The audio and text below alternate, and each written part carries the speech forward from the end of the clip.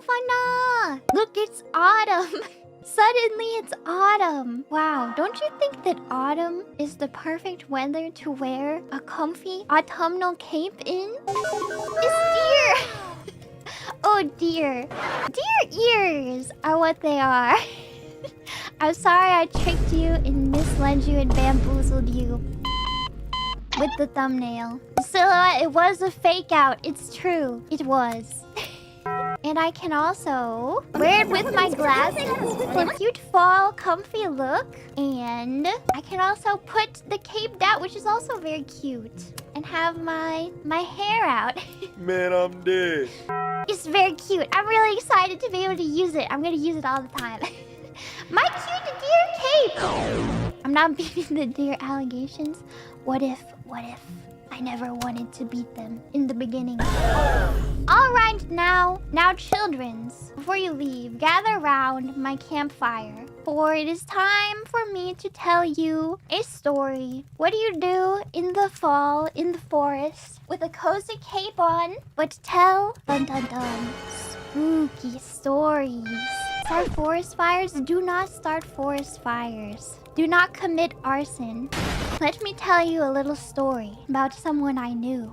He fell down the rabbit hole too. Like many fans, he started by watching clips. Maybe at first he thought it was a little strange. These anime girls who talked about all kinds of things that he'd never heard from idols before. That was exactly what made them stick in his mind. They seemed real. They were real. Whatever they were talking about, from cursed internet lore to mermaid poses, it drew him in. He was captured. From then on, clips weren't enough. He wanted the full context. He wanted to be there to witness the birth of these clippable moments. He started watching streams. He would catch what he could. There was always someone streaming, and he soon found himself watching some streamers more than others. He didn't have what you would call an oshi. There were 2 or 3 members whose streams he would always watch, from start to finish. It didn't take up too much time.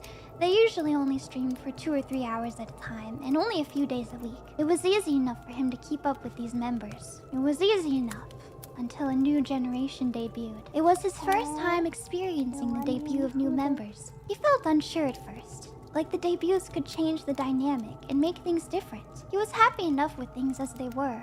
Why risk change? But there was part of him that wondered, would he finally find his oshi? The new girls looked cute, their designs were great, and he watched their debuts and felt his worries assuaged. Things would be fine. There was one debut left. Her theme was a woodworker. As her loading screen ended and she began to talk, he knew it was over. This was his oshi. He watched every stream. He didn't have a choice. She pulled him in completely. She was lethally entertaining, with a relaxing voice and the loudest laugh he had ever heard. Finally felt like he found a community to which he could truly devote himself. For the first time, he knew what it was to have an oshi. As he fell deeper into the woodworkers community, he stopped watching the other members as much. He still cared for them, but he simply didn't have time to watch. He tried to watch clips here and there when he could, but for the most part, all his time was spent watching his oshi. He wasn't like the other members. She streamed, and she streamed, and she streamed. 6-hour stream, 8-hour stream, 12-hour stream, one after another, chained together with barely 4 hours left to sleep between them, and he watched every minute.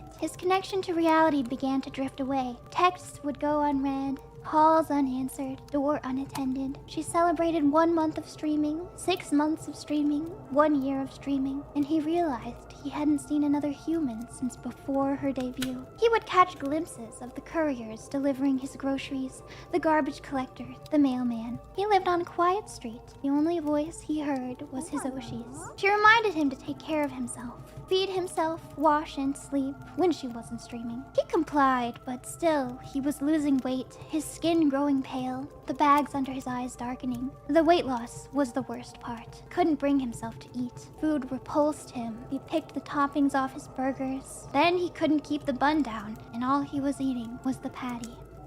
Hisoshi was planning a marathon 24-hour stream. He was planning too. He had to watch the entire stream, and for that, he would need supplies. He could go without showering for a day. He'd done that before. And he could refill his water bottle during idle meetings. Food was another matter. It would have to be something that didn't need preparation, so he could quickly grab it from the fridge and eat it. Of course, he considered fasting for the 24 hours, but he knew Hisoshi would be upset if she heard a fan was skipping meals to watch her stream. So he would eat. But what?